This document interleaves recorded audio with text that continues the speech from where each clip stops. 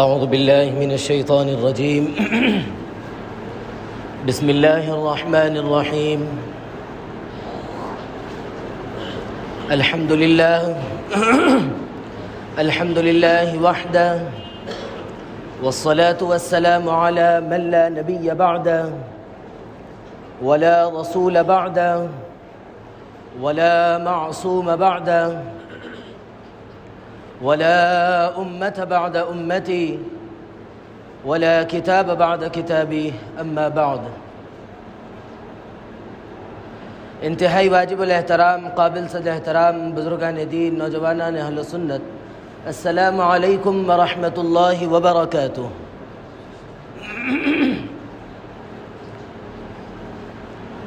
رمضان المبارک کا انتہائی اواخر چل رہا ہے۔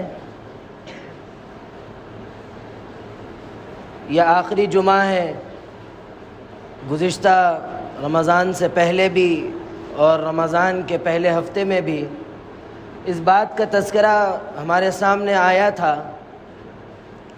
کہ یہ مہینہ اگر اللہ رب العزت نے ہم کو دیا ہے تو یہ خالص اس کا احسان اور اس کا کرم ہے۔ ہماری کوئی ذاتی طاقت و قوت یا ہمارے اثر و رسوخ ایسے نہیں ہے کہ ہم اس مہینے کو پا سکیں۔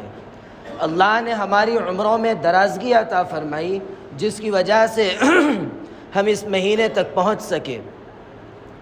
یاد کیجئے ان لوگوں کو جو گزشتہ سال اس مہینے کی نعمتوں سے، اس مقدس ساعتوں سے لطف اندوز ہو رہے تھے، لیکن اللہ نے ان کو حیات نہیں دی کہ وہ اس مہینے کو پا سکے اور وہ اس دنیا کو چھوڑ کر رخصت ہو گئے۔ یاد کیجئے ان لوگوں کو جو اس مہینے کی کچھ ساعتیں پائے ہیں اور کچھ ساعتیں ان کو نہیں ملی، ان کی زندگی نے وفا نہیں کی، وہ اس دنیا سے رخصت ہو گئے۔ اللہ رب العزت نے ہم کو زندگی دی ہے تو ہم میں سے یہاں موجود کوئی نہیں کہہ سکتا کہ ہم عید تک مکمل پہنچ سکتے ہیں۔ اسی لیے جس شخص کو جتنا وقت ملتا ہے اس کی قدردانی کی ضرورت ہے۔ اگر وہ قدردانی کرے گا تو وہ اس مقدس ساعتوں سے صحیح طور پر لطف اندوز ہو سکتا ہے۔ اور پھر اللہ کا ایک بہت بڑا کرم اور اس کا احسان یہ بھی ہے کہ اس نے ہم کو صحت و تندرستی کی دولت سے مالا مال فرمایا کہ ہم اس مہینے کے روزوں کا بھی اہتمام کر رہے ہیں، باجماعت نمازوں کا بھی اہتمام کر رہے ہیں، تراویح کا بھی اہتمام کر رہے ہیں۔ یاد کیجئے ان لوگوں کو جو گزشتہ سال اس مقدس ساعتوں میں فرائض کا بھی اہتمام کر رہے تھے، تراویح کا بھی اہتمام کر رہے تھے، لیکن ان کی صحت نے ان کا ساتھ نہیں دیا، جس کی وجہ سے وہ آج گھر میں فریش ہو گئے، یا ان کی صحت ایسی نہیں ہے کہ وہ روزہ رکھ سکے، کسی ایسی بیماری نے ان کو پکڑ لیا، وہ ایسی بیماری میں گرفت ہو گئے کہ ان کے لیے اب ایسی ہمت نہیں ہے کہ وہ روزہ رکھ سکے۔ اللہ نے ہمیں صحت و تندرستی کی دولت سے مالا مال فرمایا کہ ہم روزہ رکھ رہے ہیں۔ یہ خالص خدا وحدہ لا شریک کا احسان ہے۔ اس احسان کی شکر گزاری کے لیے ایک انسان کو چاہیے یہ کہ وہ خدا وحدہ لا شریک کا شکر بجا لائے۔ کس طرح؟ اس کی عبادتوں کو بڑھانے کے ذریعے۔ کتنے دن بچے ہوئے ہیں، بچے کچے دن بھی اللہ کو منوانے میں، اللہ کو راضی کرنے میں گزار دینا چاہیے۔ اور پھر ہم کو یہ چیز قابل غور ہے کہ گزشتہ جتنے دن رمضان المبارک کے ہم کو ملے، کیا ہم اس میں گزشتہ سال کے مقابل اس سال تلاوت کو بڑھائے؟ کیا ہم نے عبادتوں کو بڑھایا؟ جیسا کہ پہلے یا دوسرے غالباً پہلے ہی جمعے میں یہ بات آئی تھی کہ آدمی کا رمضان اس وقت تک کامیاب ہو سکتا ہے جب وہ یہ فکر کرے کہ گزشتہ رمضان سے یہ رمضان میرا بہتر گزرے۔ اگر گزشتہ میں ایک قرآن ختم کیا کرتا تھا تو اب میرے لیے 2 قرآن کا ختم کرنا یہ میرے لیے کامیابی ہے۔ اب غور و فکر کرے، محاسبہ کرے، یہ وقت اب فضائل کا نہیں ہے، اللہ سے معافی کا، کیونکہ مہینہ ختم پر ہے، اگر اس مہینے کے اندر ہماری مغفرت نہیں ہوئی۔ جہنم سے خلاصی نہیں ہوئی تو ہم جناب نبی کریم علیہ الصلاۃ والسلام کی اس ہلاکت کے بددعا کے مستحق بن جائیں گے۔ اسی لیے دیکھیں کہ گزشتہ ہم نے کیسی زندگی گزاری تھی، ہم نے کتنے تسبیحات کا اہتمام کیا تھا، اس سال ہم کتنے تسبیحات کا اہتمام کر رہے ہیں۔ گزشتہ سال ہم نے کتنے قرآن کریم کو مکمل کیے تھے، آج ہم کتنے قرآن کریم مکمل کریں؟ یا پھر گزشتہ سال ہم نے صرف فرائض کا اہتمام کیا تھا، لیکن اب غور کریں کہ اس بار ہم نے سنتوں کے ساتھ فرائض کا اہتمام کیا ہے کیا؟ اگر گزشتہ سنتوں کا اہتمام کیا کرتے تھے فرائض کے ساتھ، لیکن اس مہینے کے اندر کیا ہم نے کچھ نوافل بڑھائے؟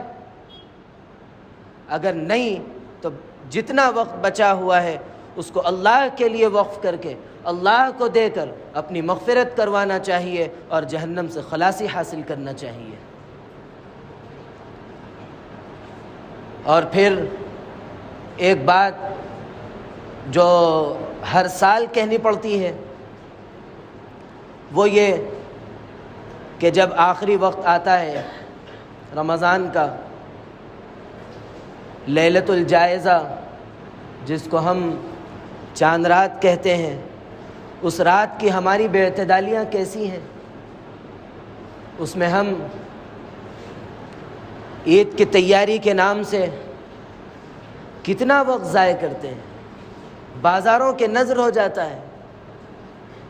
اس قیمتی وقت میں تو چاہیے یہ تھا کہ یہ قبولیت کا وقت ہے، یہ وقت اللہ کو منوانے کا، اللہ سے معافی مانگنے کا وقت ہے۔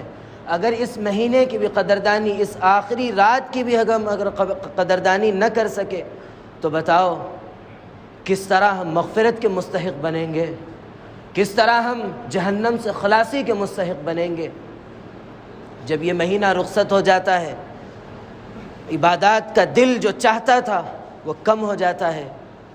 اگر ہم اس مہینے کے اندر عادت ڈال لیے سنتوں کے اہتمام کی، نوافل کے اہتمام کی، چاہے وہ نوافل تہجد کی شکل میں ہو، چاہے وہ نوافل اشراق کی شکل میں ہو، چاہے وہ نوافل چاشت کی یا اوابین کی شکل میں ہو، اگر ہم نے عادت ڈال لی تو پھر ہم کو رمضان المبارک کے بعد بھی ہم کو طلب ہوتی رہے گی، خواہش ہوتی رہے گی کہ پڑھ لینا چاہیے، رمضان میں اہتمام کرے تھوڑا اور پڑھ لینا چاہیے۔ ایسے شروع میں شوق جذبہ ہوتے ہوتے عادت بن جائے گی، اور پھر یہ ہمارے نوافل اللہ کی قربت حاصل کرنے کا ذریعہ بن جائے گا۔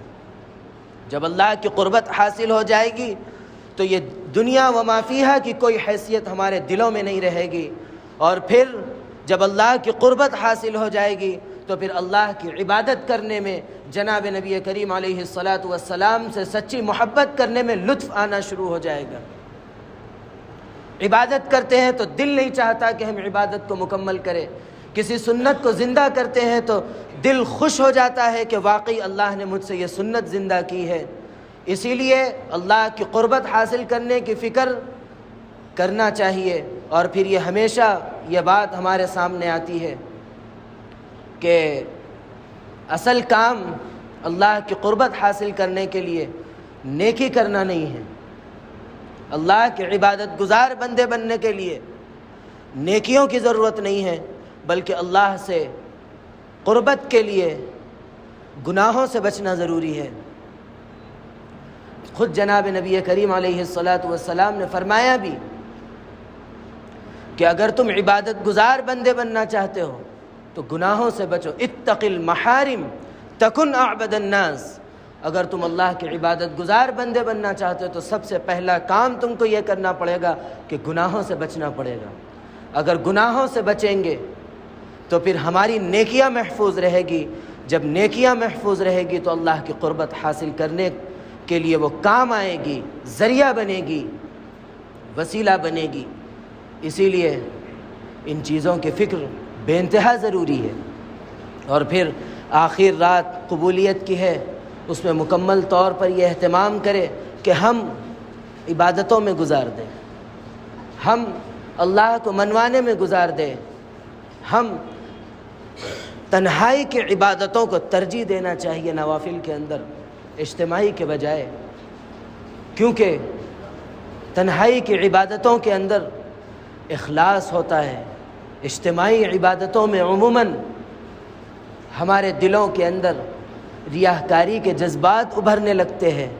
اسی لیے تنہائی کی عبادتوں کو ترجیح دے کر، انفرادی عبادتوں کو ترجیح دے کر اللہ کی قربت حاصل کرے.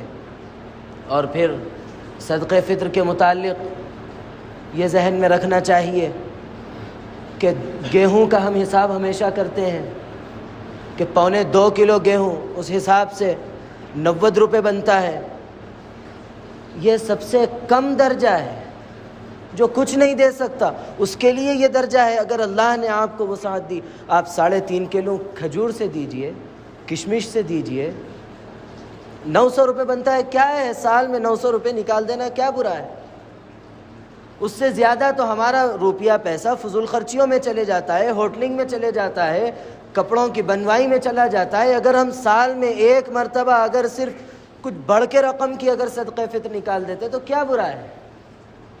اسی لیے جتنا زیادہ ہو سکے اپنی حیثیت کے مطابق. ایسا نہ ہو کہ اپنی حیثیت 90 روپے کی ہے اور آپ 900 روپے خرچ کر رہے ہیں. تو ایسا نہیں. شریعت آپ کو یہ نہیں کہتی ہے لا یکلف اللہ نفسا الا وسعها. کیا شریعت آپ کو اتنا ہی مکلف بناتی ہے جتنی آپ کے اندر ہمت ہے، وسعت ہے، طاقت ہے، فراوانی ہے. اسی لیے جتنی آپ کی طاقت ہے ادا کرنے کی فکر کرے، اور عید کی نماز سے پہلے ادائیگی کی فکر کرے. ورنہ عید کی نماز کے بعد اگر آپ ادا کرتے ہیں تو وہ پھر ایک صدقہ ہے اور آپ کے اوپر سے صرف ذمہ داری اترنے کا ذریعہ بنتی ہے. جو عید سے پہلے ادا کرنے کا جو صدقہ فطر کا جو ثواب ہے وہ حاصل نہیں ہو سکتا. اسی لیے عید کی نماز سے پہلے ادائیگی کی فکر کرے. اور پھر آخر میں ہر سال نماز کے بعد دعا ہوتی ہے. اجتماعی دعا کیوں ہوتی ہے؟ کیا وجہ ہے کہ ہم اپنی انفرادی دعاؤں کو درست کریں؟ اجتماعی دعاؤں کا مقصد یہی ہوتا ہے کہ ہم اپنی انفرادی اور تنہائی والی دعاؤں کو ہم صحیح کر سکیں. اللہ سے مانگے اور دعاؤں کے سلسلے میں یہ ذہن میں رکھے کہ کسی کی دعا ضائع نہیں ہوتی ہے. آدمی دعا مانگتا ہے تو اس کی دعا یا تو قبول ہو جاتی ہے یا محفوظ ہو جاتی ہے. محفوظ ہو گئی، قیامت کے دن اس کا بدلہ ملے گا. اس وقت انسان یہ کہے گا کہ کاش کہ دنیا میں میری کوئی دعا قبول نہ ہوتی اور آخرت کے لیے میرے لیے ذخیرہ بن جاتی، اور میں اس وقت ان ذخیرے، ان دعاؤں کا جو مجھے بدلہ مل رہا ہے، اس کا جو مجھے بدلہ مل رہا ہے وہ اب مل جاتا، وہاں دعا قبول نہ ہوتی. یہ آدمی تصور کرے، یہ آدمی خواہش کرے گا قیامت کے دن. اسی لیے ہر شخص ہر موقع پر دعا مانگے. اور آدمی صرف مصیبت کے وقت دعا مانگتا ہے اور دعا قبول نہیں ہوتی، پریشان ہو جاتا ہے کہ میں نے دعا کی قبول نہیں ہوئی. اور انسان کی ایک بدمزاجگی بھی یہ ہے کہ وہ جب اس کے اوپر کوئی کام پڑتا ہے تو وہ شخص دعا کرتا ہے اور پھر کوششیں کرتا ہے. کسی بزرگ کے پاس جاتا ہے، جا کر کچھ وظائف لیتا ہے، مسجد میں بیٹھ کر وظائف پڑھتا ہے، نمازوں کا اہتمام کرتا ہے تاکہ میرا یہ کام بن جائے. جب اس کا وہ کام بن جاتا ہے تو وہ یہ بھول جاتا ہے کہ اس نے اللہ سے مانگی ہے. وہ یہ بھول جاتا ہے کہ اس نے وظائف کا اہتمام کیا ہے. اب وہ یہ کہنے لگتا ہے کہ گھی سیدھی انگلی سے نہیں ٹیڑھی انگلی سے نکالنا پڑے گا، اور پھر جو ہے میں نے اپنے طاقت کا اثر و رسوخ کا استعمال کیا ہے. اب پھر دوبارہ اللہ رب العزت اس کی اس ناشکری کی وجہ سے دوبارہ اس مصیبت میں اس کو مبتلا کر دیتے ہیں. اب استعمال کر اپنی طاقت و قوت، اب استعمال کر اپنے اثر و رسوخ. اس وقت وہ چاہ کر بھی اس مصیبت سے نہیں نکل سکتا. اسی لیے آدمی ہمیشہ شکر کرے اور ہمیشہ اللہ سے مانگے. اور بہت لمبی چوڑی دعا نہیں ہوگی کیونکہ یہ اس دعا کو ضروری سمجھنے لگ گئے ہیں، اسی لیے اس کا بہت زیادہ لمبا اہتمام نہیں ہوگا. لیکن پھر بھی عربی دعا کے ساتھ اردو دعا بھی ہوگی، پھر تھوڑا وقفہ ہوگا، اس کے اندر آپ اپنی ضروریات مانگیے. اللہ سے آپ کی بھی کچھ ذاتی ضروریات ہے، آپ کا بھی اللہ سے تعلق بننا چاہیے. صرف یہاں سے ربنا پڑھ لیا جائے اور یہاں سے کچھ اللہ اللہ کہہ کر صدائیں بلند کر دی جائے یہ کافی نہیں ہے. بلکہ آپ کو بھی اللہ سے مانگنا ہے، آپ کو بھی اپنا تعلق اللہ سے بنانا ہے۔ جس وقت آپ کا تعلق اللہ سے بن جائے گا، ہاتھ اٹھے گا اور قبولیت کے راستے دکھائی دیں گے۔ اسی لیے کوشش کرے، فکر کرے، اور پھر اس مہینے کے گزرتے گزرتے میں ان لوگوں کو یاد رکھیے، دعاؤں میں، ایصال ثواب میں، کہ جو اس دنیا کو چھوڑ کر رخصت ہو گئے، جو ہمارے لیے ایک ہر چیز تھے لیکن وہ رخصت ہو گئے، اور وہ ذات جو انسان کے لیے، انسان کو مکمل کرنے میں اللہ کے بعد، اس کے نبی کی تعلیمات کے بعد اگر کوئی دنیا میں بنتی ہے تو وہ ماں باپ کی بنتی ہے۔ اسی لیے ان آخر دنوں میں ماں باپ کو نہ بھولیے اگر زندہ ہیں۔ میں بطور آپ کو عمل کے لیے یہ کہتا ہوں کہ میں ہمیشہ دعا کرتا تھا، اے اللہ میرے والدین کو، میرے والدین کی عمروں میں برکت و عافیت عطا فرما کر ان کی ہر جائز تمناؤں کو بروقت بآسانی اے اللہ تو اپنے فضل و کرم سے پورا فرما، ان کو صحت و تندرستی کی دولت سے مالا مال فرما۔ سب سے پہلے دعا ناقص ہوئی والدین میں، اب وہ دعا ناقص ہو گئی والدین میں بھی۔ ہر دعا میں یہ بے چینی رہتی ہے، ہر دعا میں یاد آ جاتی ہے کہ یہ دعا ناقص ہو گئی۔ میرے لیے اب یہ موقع نہیں رہا کہ میں والدین مکمل کہہ سکوں کہ اللہ ان کی زندگی میں درازگی عطا فرمائے۔ ہو سکتا ہے ہم میں سے بھی کتنے ایسے ہیں جن کے والدین اس دنیا کو چھوڑ کر رخصت ہو گئے، یا پھر کوئی ایک دونوں میں سے رخصت ہو گئے، تو ان کے لیے ہمارے لیے دعا ناقص ہو گئی۔ ان کے لیے ہمیشہ یاد رکھنا چاہیے۔ جمعے کے دن مسنون 85 بار یہ بات آئی کہ قبرستان جانا چاہیے، ان چیزوں کا اہتمام کرنا چاہیے، عیدین میں جانا چاہیے، مسنون عمل ہے۔ اور پھر نہیں جاتے ہیں، مسجد میں بیٹھے ہیں یا بیٹھتے ہیں یا گھر میں قرآن کریم کی تلاوت کرتے ہیں، ذکر و اذکار کرتے ہیں، نوافل کا اہتمام کرتے ہیں یا نفلی صدقات کا اہتمام کرتے ہیں، تو برابر ان کو حصے دار بنائیے۔ اور جب بھی آپ پڑھیں تو سب سے پہلے جناب نبی کریم علیہ الصلاۃ کو، تمام انبیاء کو، پھر صحابہ کرام کو، پھر تمام اولیاء اللہ کو پہنچاتے ہوئے اس کے بعد آپ اپنے مخصوص لوگوں کو اس کا ایصال ثواب پہنچائیے، اس کا اہتمام کیجیے۔ اور مرحوم روزانہ اپنے وارث سے یہ انتظار میں رہتا ہے کہ آج یہ میرے لیے کیا پڑھ کے بھیجے گا، آج یہ میرے لیے کون سی نیکی بھیجے گا، روزانہ انتظار میں رہتا ہے۔ اور بعض علماء نے یہ لکھا ہے کہ انتظار کیسا رہتا ہے، جیسا ایک ڈوبتا ہوا سہارے کے انتظار میں رہتا ہے۔ کتنا سخت انتظار رہتا ہے، ویسے انتظار میں رہتا ہے۔ اسی لیے اپنے مرحومین کے لیے روزانہ دعاؤں کا اہتمام کرنا چاہیے، روزانہ ان کے لیے ایصال ثواب کا اہتمام کرنا چاہیے، اور پھر اپنے نیک اعمال کے ذریعے ان کی قبر میں ان کی روح کو خوش کرنا چاہیے۔ برے اعمال سے بچ کر اگر آپ برے اعمال کریں گے تو قبر کے اندر ان کی روح تڑپتی رہے گی، بلبلاتی رہے گی، آپ کے لیے پریشان ہو جائے گی۔ اسی لیے نیک اعمال کے ذریعے ان کی روحوں کو خوش کرنا ہے۔ اللہ رب العزت میرے کہنے کو اور آپ کے سننے کو قبول فرمائے۔